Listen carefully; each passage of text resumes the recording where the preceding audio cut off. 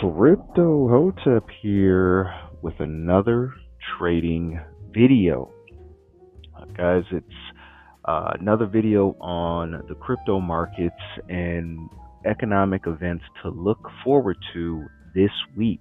It's another crypto market update, guys, and I want to say thank you again for tuning in and for watching these videos. I really appreciate it, and also supporting the channel. Seem to be getting a lot of subscribers as of late, so that's good to see.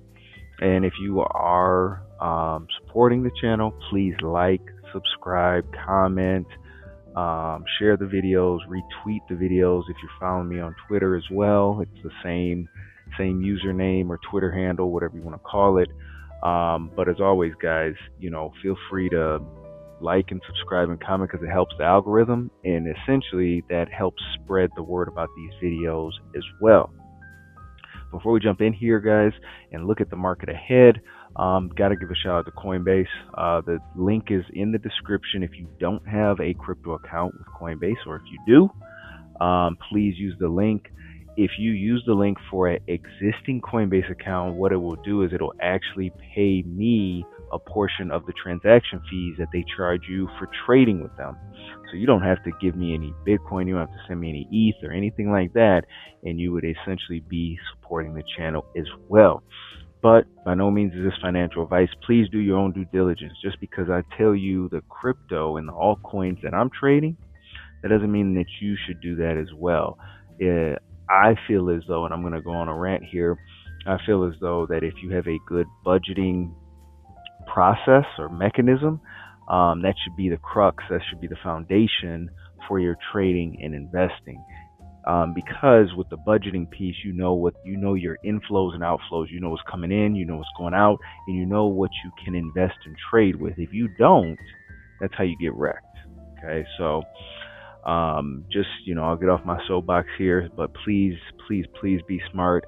None of the altcoins within my altcoin portfolio is on leverage. It's all spot buys. I don't do any leverage plays with any of my trades. Why? Because in these markets, I feel as though outlasting in the market is key in generating some sort of return or being successful. The key is to actually outlast everybody else. And the quicker way to not outlast somebody is to get wrecked with leverage, period. That includes, could be futures contracts, could be doing crypto options, anything like that. Anything where you can, artificially manufacture a high return without using more capital, you will get wrecked very quickly. Now, if you have a good luck with futures and all of those items, hey, congrats to you. Me personally, I've been doing this since 2020, and I know what trading style I like, and what trading style also works well with my personality. And just doing the slow and steady approach works best for me. And just focusing on my income and generating more income, which in turn can add to my trading accounts, that works the best for me. All right. But let me get off the soapbox, guys, here. We will go into the economic events for this week ahead here. So we are on Monday. Monday has passed. We're Monday evening right now. Not a lot has gone on. We did have durable goods orders month over month. I personally don't follow that. Okay. One thing that I will, as you guys know, I'll tell you just straight up what I follow and what my eyes typically go to. So Tuesday, the one thing that'll go to my eyes is the ADP employment change weekly. We just don't want this to be an outlandish number or change in.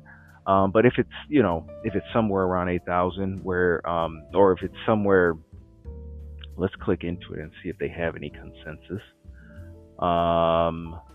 So if it's somewhere around this 8,000 number, then we're fine. It's only when the number is very dramatically up or down that it could affect the market. Okay, but if it's somewhere around there, I'm cool with that. It's completely fine. Okay, so that's Tuesday. So again, nothing's going to happen really on Tuesday.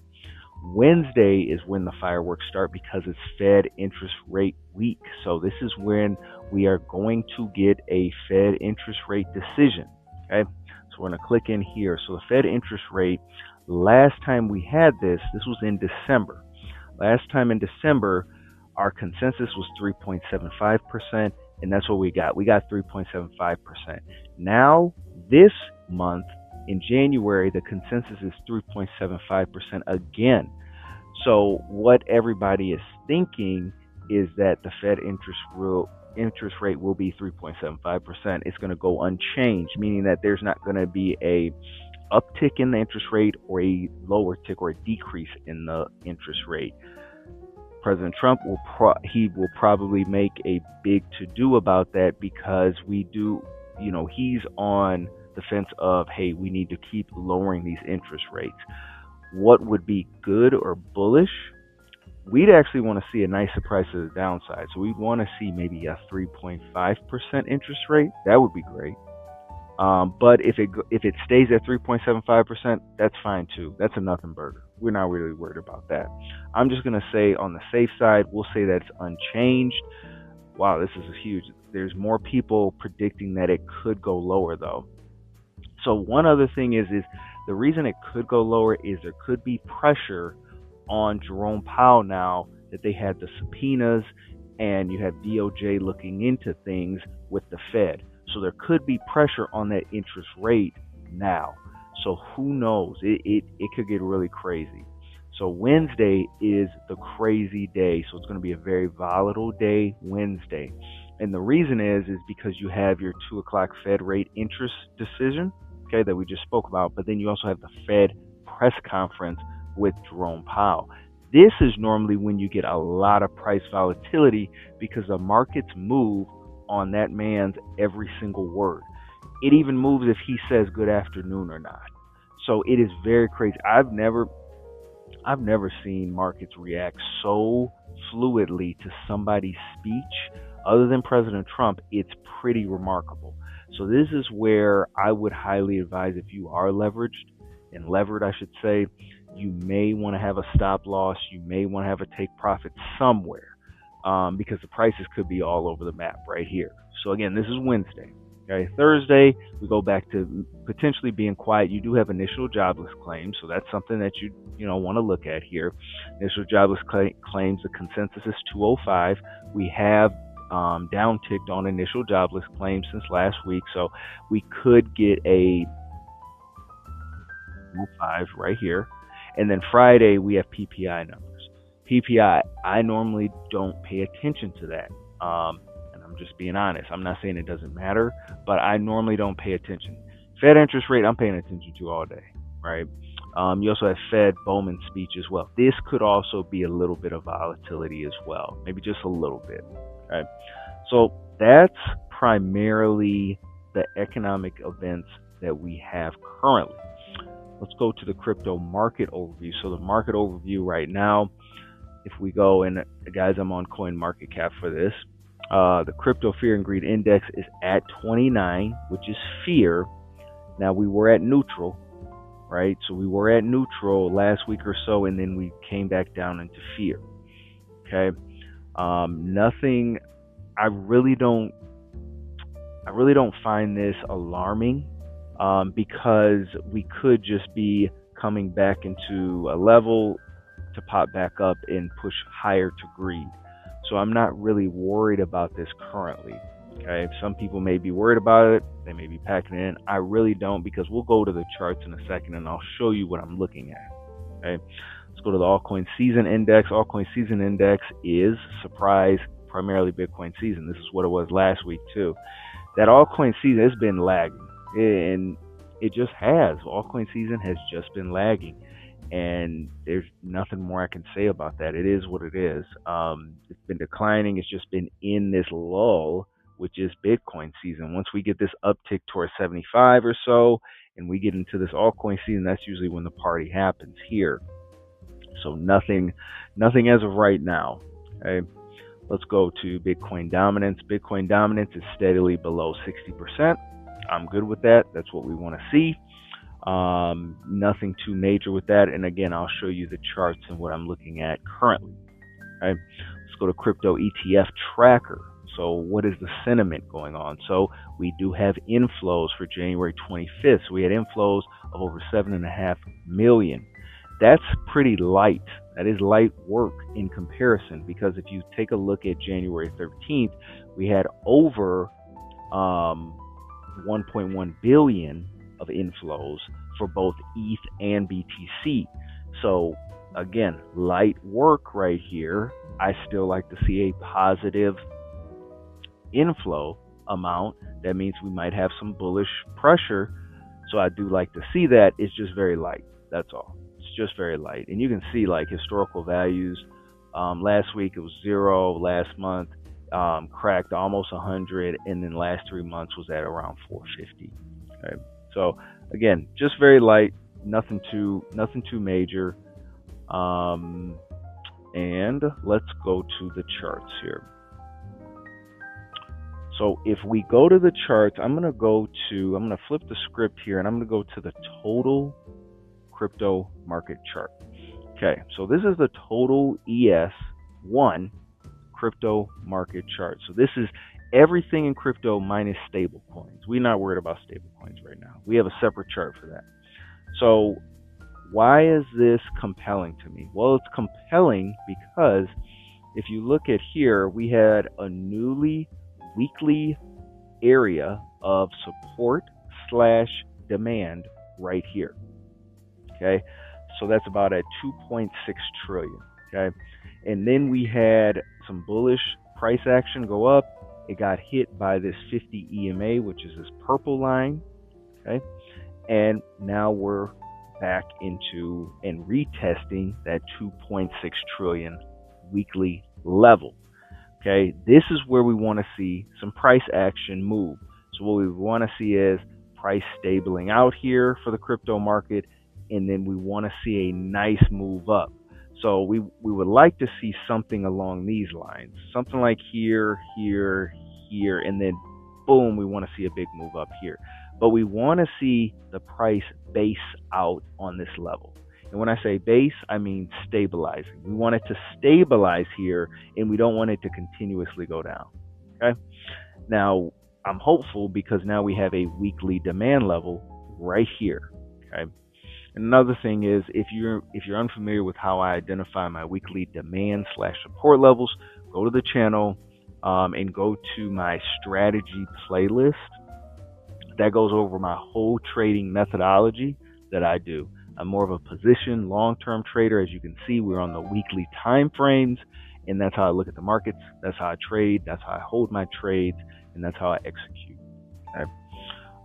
But so for the total, kind of getting back here, so for crypto as a whole, we're kind of at do or die vibes right here, meaning that we need this level to hold. If it collapses and we come down in here, the party is over and you can pack it up. Okay, but we still have some hopium left, so it's just going to take time for us to get back, for us to show what price is going to do currently. Okay, let's go to the Bitcoin dominance chart. Bitcoin dominance chart, as we were shown in CoinMarketCap's view, it is below 60%, which we want to keep. Your level, your key weekly level of 60% has held for about 3 months now. It's held since October. So we want this to continuously hold, but I want to see a harsh rejection down. We want to see something that's going to push this Bitcoin dominance chart down. And why we want it down is because if Bitcoin dominance goes down further, that usually means that it gives altcoins time to breathe, and altcoins can start moving, start dancing here. Okay, so what we want is we want this to be a harsh rejection towards 57%, and we want this to kind of get away from being just stuck around in this 59% area. Okay, let's go to our USDC chart, one of my favorite charts when I'm looking at altcoins. So here we go. So with USDC, this is what we want to see. We want to see that harsh rejection right here at 2.7, like that harsh rejection. Boom. Then we had a bullish doji right here, followed by a bearish candle, followed by another bearish candle, 2, followed by another bearish candle, 3. This is the rejection we want to see. This is very remnants of April 2025. What happened in April 2025? We had a rejection followed by multiple candles, and then we had somewhat of a dead cat bounce where you had price come back up only to go back down. So this seems to be what we could be forming here as a little dead cat bounce action. You know, make all the stablecoin bulls get happy and then fall back down. Okay. What I think, or where I think we will land as a bottoming for USDC potentially will be around this area. So around 2.2, between 2.25, or let me rephrase that, between 2.14 and 2.26 area right here. This little fib golden zone, I think we could get right here. That could be a good bottom for stable coins. And during this time of this downtrend for stable coins, that's when altcoins and Bitcoin both will be up. This is what I'm hoping. Okay, I'm going to keep that on. I'm going to keep my Fibonacci tool on. So USDT looks a little better if you're a stablecoin bull than USDC does. And unfortunately for us, so as you can see here, price came down, it got rejected. So this is a fake breakout. So it got rejected at a weekly resistance / supply level. It came back up, tried to pop over. Now this candle right here is all going to determine here. If it breaks above this level, we may have a little bit of problem. So what we want to do is we want to see this whole move kind of retrace back to the support point and lower. So it all depends honestly on this weekly candle for Tether. We need this amount to retrace all the way down. That's what we need.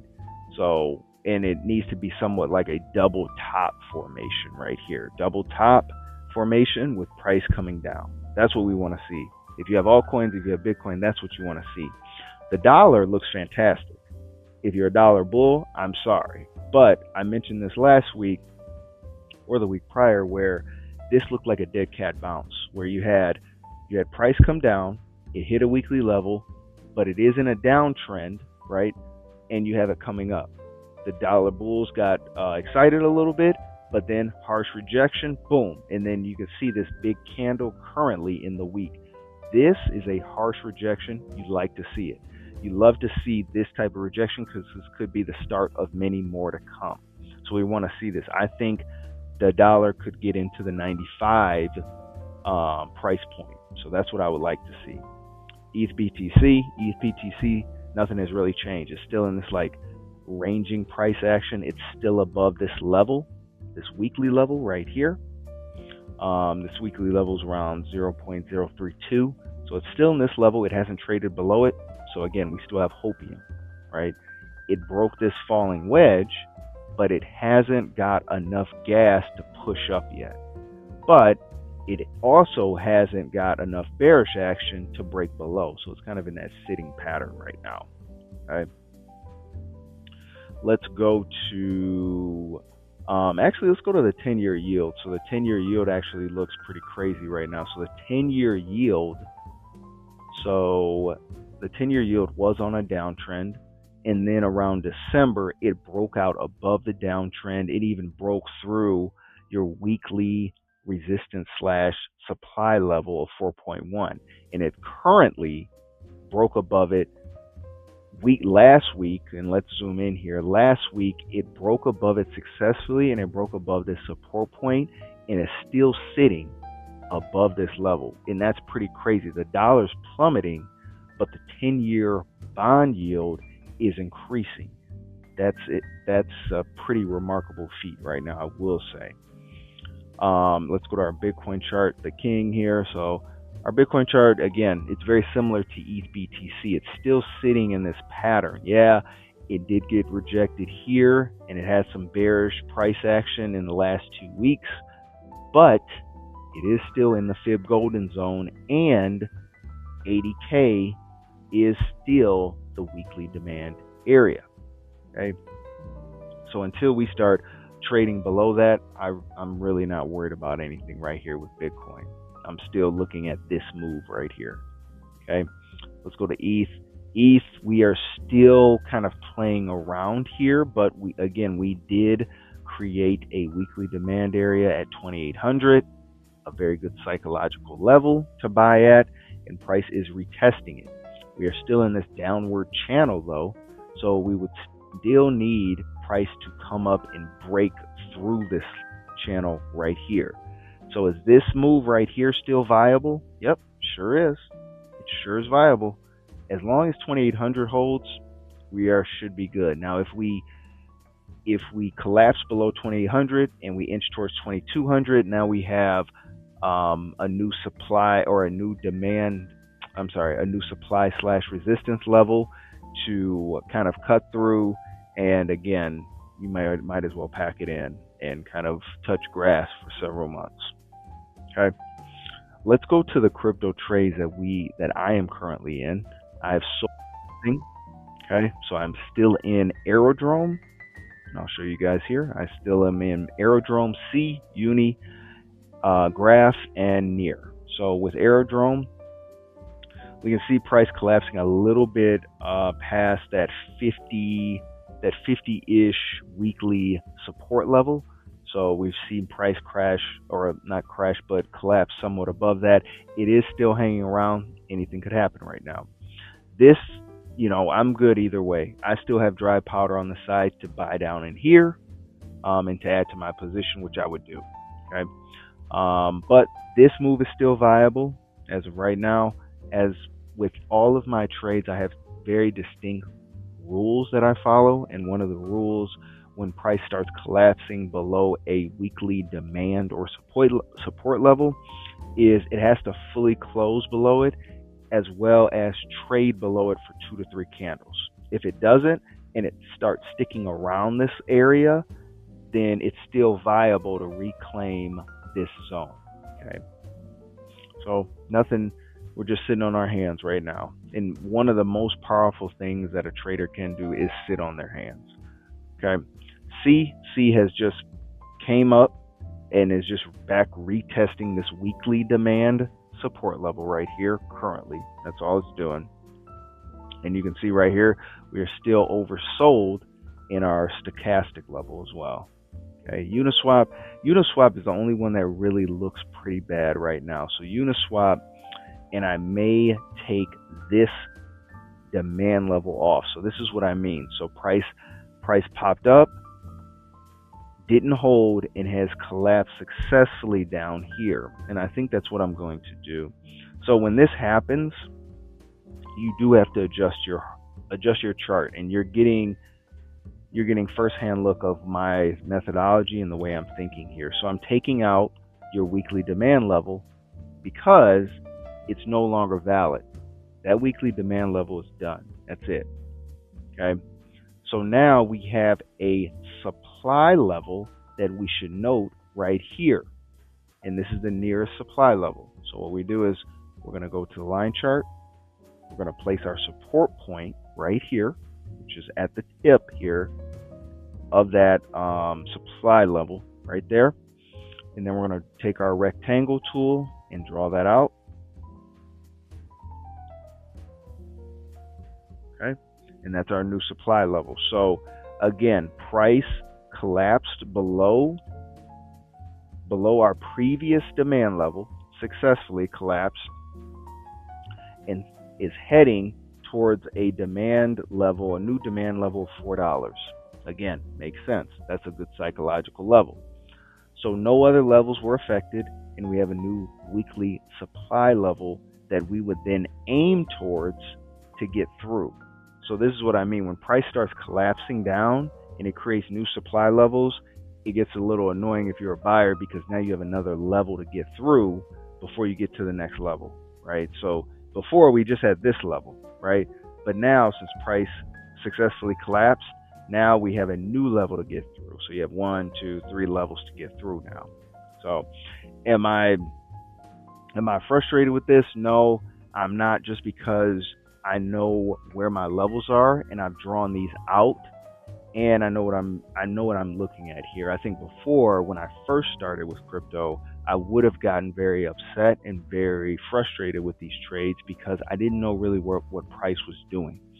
Now I do know, and I've seen this happen before. And again, I've marked up my charts. I think one of the biggest things with traders is if they did mark up their charts with maybe simple support and resistance, some of the emotion could be taken out of the trading. So, but if Uniswap comes back down in here or it taps into this weekly demand level of $4, we will add more Uniswap to our position. But until then, we're just waiting. Graph has not done a thing. It is still one of my worst performing positions. It's still being rejected by this downward trend as well. So it's still being rejected by this downward trend. So again, we're still waiting on our hands with Graph. We haven't added anything, still not doing anything with Graph. Okay. With Near is successfully retesting the weekly demand level near 150, which is again a psychological level. So let me just bring this and that to the back there. So again, nothing has came about, but very similarly to the total one chart, the crypto market chart that we looked at before, we want to see price base or stabilize at this level and break this downward channel. Okay, now this is a new weekly demand support level here, and if we see bullish intent right here or bullish price action, we will add to our near position. Okay, but let's go to the portfolio here. So the portfolio, the 1 month return is a negative 6.61%, and this is all unrealized and realized profits. For the crypto in the trades that I'm in currently, it's all unrealized because I haven't sold anything as of yet. 3 negative 25.66%, and then a 6 month is negative 23.8%. Okay, so again, not looking too good, and USD is my main position. I do hold USDC for USD, and it's earning about 3.5% with Coinbase. Aerodrome is at a negative 39.76%. Uniswap negative 35.47%. C negative 48.74%. Near negative 46.65%, and then Graph, the worst one, still at negative 62.37%. And the reason I show these is because this is just crypto as a whole. Crypto moves so fast, and I think people forget that it moves so fast in both directions. Like you could be up 50% and then be down 30% in a matter of hours to days. It moves very, very quickly. So when I'm holding these positions, yeah, it looks pretty bad. It's bleeding out here. But again, with my trading and the way I trade, it's very strategic. So yeah, it may look bad right now, but at the drop of a hat, that could change, right? So we'll wrap this video up, guys. Again, I hope this video is helpful with you, and hope your week of trading goes well. Let me know what you're investing in crypto-wise in the comments below. And if this video is helpful, feel free to like, subscribe, comment, share the word. And as always, guys, thank you and happy trading.